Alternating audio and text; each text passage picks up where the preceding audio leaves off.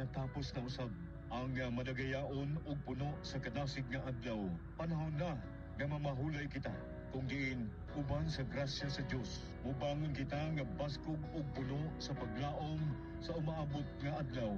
Salamat o Dios sa imong dako nga gugma alang nga rin kanamo. Wala nimo kami pasagdi sa tibok adlaw namong gimbuhaton, bugat man o dili. Pasaylua kami sa among mga kalapasan ug tudloi kami nga makapadayon sa among tinguha nga moserbisyo sa tanan nga walay gipangayong balos. Hikapa ang mga balatian sa mga nag-antos gumikan sa wala damang kahigayunan o patagamtama sa tinuod nga kalipay ang mga nagbangutan.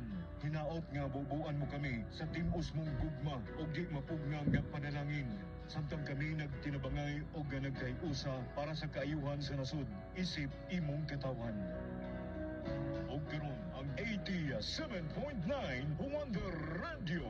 General Santos is now signing off. Ang nasudnong awit sa Pilipinas.